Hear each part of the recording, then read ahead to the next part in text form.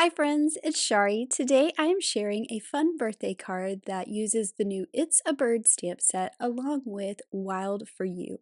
So I have It's a Bird with those cute little mice, but they're not going to be watching birds today. They're going to be on a birthday safari. So I'm using Wild for You and also the All the Smiles stamp set for some fun birthday items. I've already placed my stamps onto my Misty door and I'm using jet black ink to stamp all my images onto some white cardstock so I can do some Copic coloring. So first I'll start out with that cute little giraffe. I just love his round polka dot spots. I just think that they're so cute. And I'm using two yellow colors to color in the main body of the giraffe. I'll just go back in with my darker color and add a few more shadows to kind of darken that color up.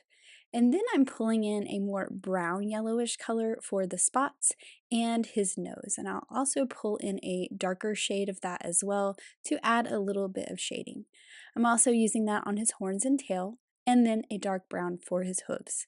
And for the lion, I'm using the same shades of yellow. I'm not changing them.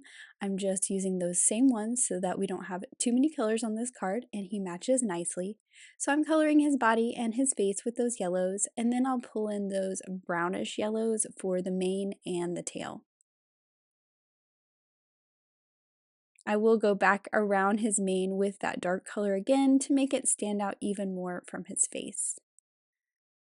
And then for my little elephant, I'm using warm grays for my elephant today. And I colored a dark line of that darkest color right under his head so that the shadow under his chin and the shadow on his head weren't exactly the same shade of gray. Then I'm filling in and blending out with my lighter color and just going back and forth and working the colors until I get a nice smooth blend in the tones that I want. And I added a little bit of pink to his ears.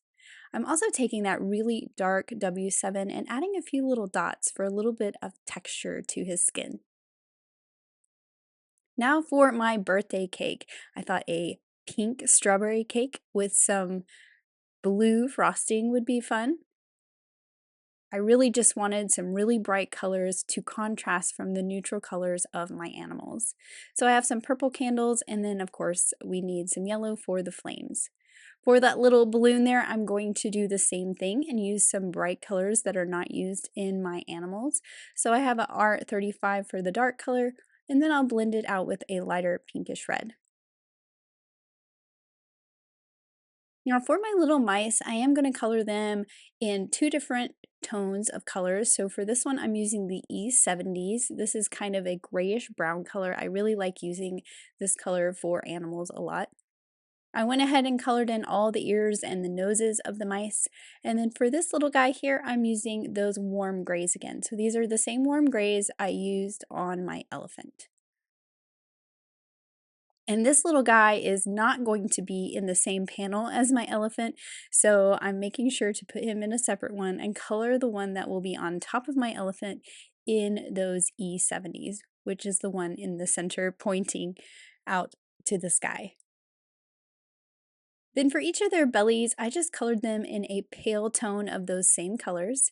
And now I'm moving on to their little vest and their clothes. And I thought it would be fun to pull in some bright colors in their clothing as well. So I have that same color that I used for the icing. And then I'm pulling in kind of a apricot orange color for this little guy.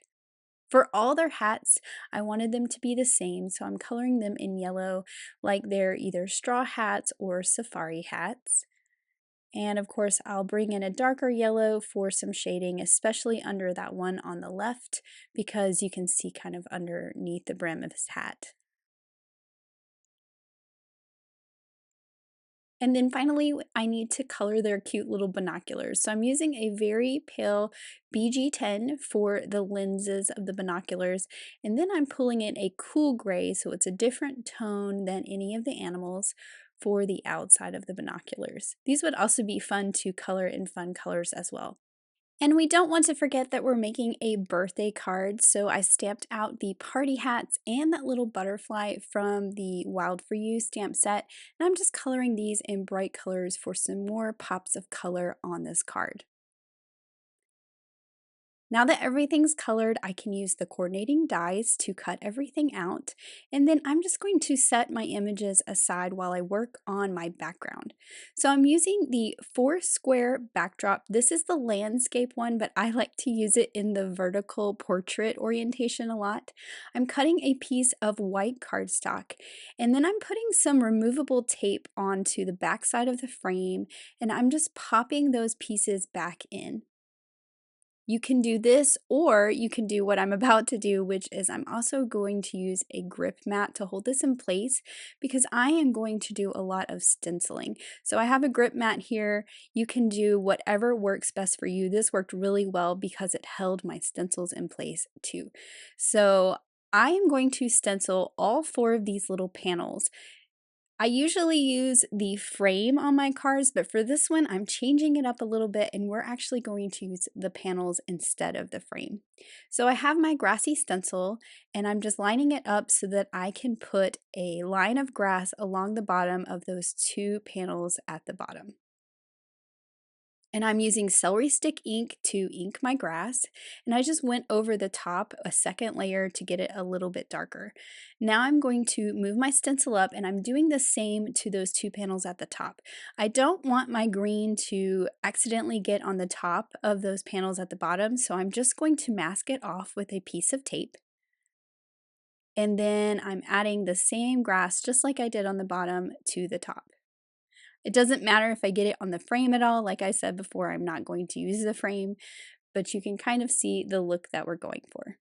Now to do the sky, I'm going to do the same thing with a cloudy stencil and some merman ink.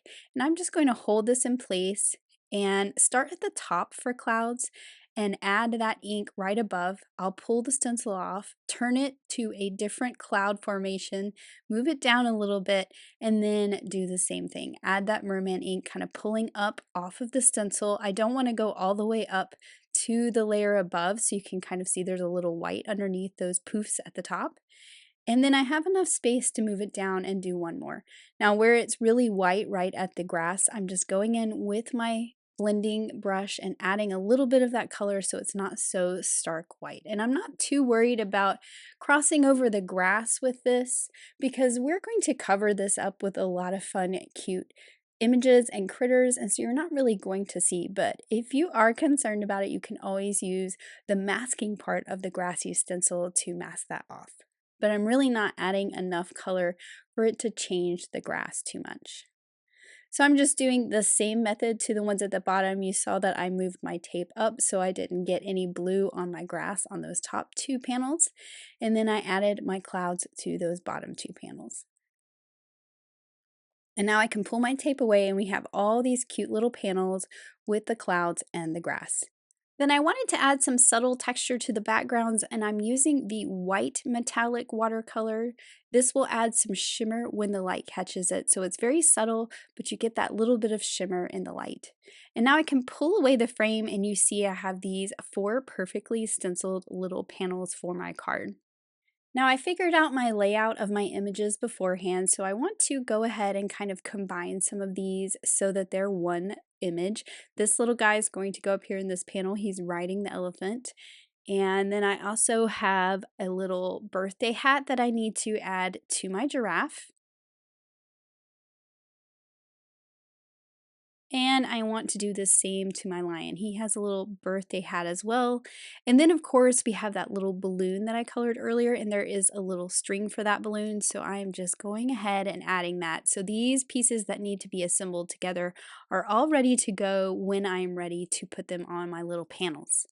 Now for the card base, I have a card base made from kraft cardstock and I thought it would be fun to make some custom tone-on-tone pattern paper to go with my safari birthday. So I have the Tropical Leaves background stencil set. This is a 2-part stencil. I'm starting with the first one and I'm just holding it in place with some magnets on my glass mat. I did use some removable adhesive to hold the card base down.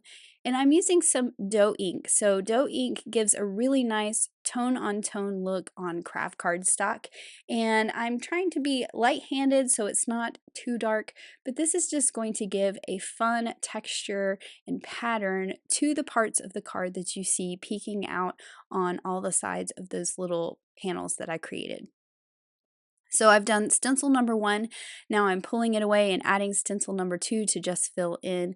Honestly, you only need to worry about the edges and through the center, but it's just easier to kind of go all over than trying to figure out what you're going to see and what you're not going to see.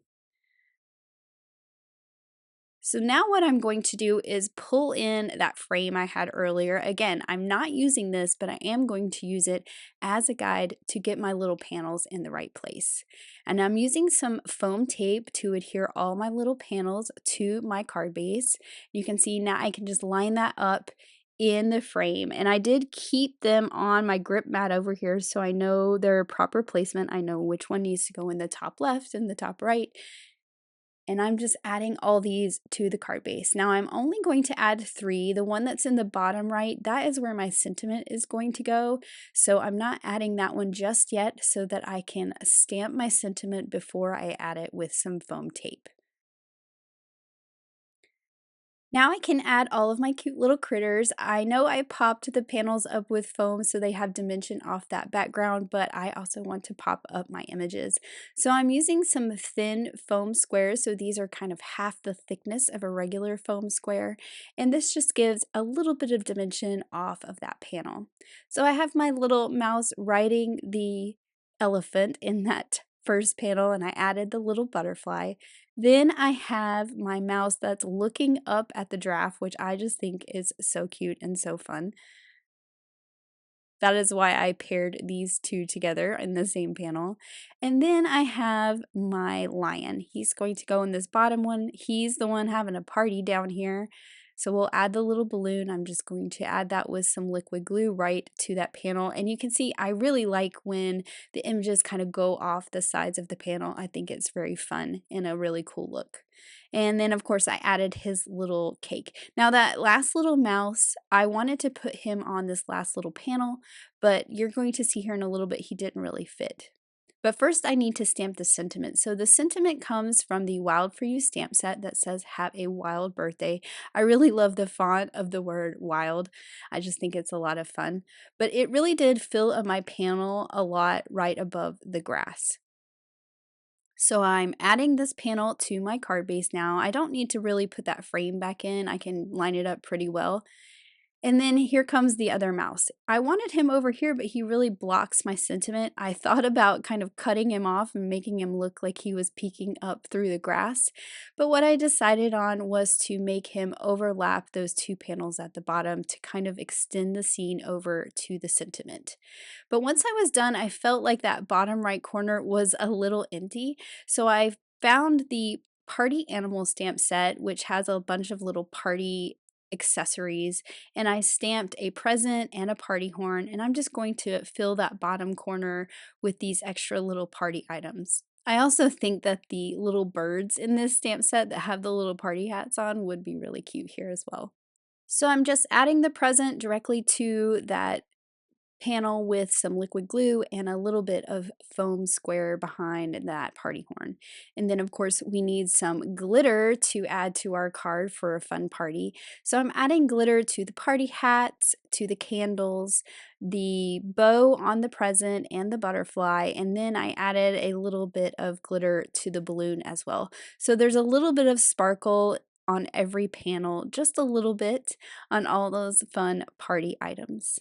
And then here is that finished card, and I really love the way it turned out. I think it's so fun to use those panels without the frame and pop them up, and I really like the stenciling on the background as well.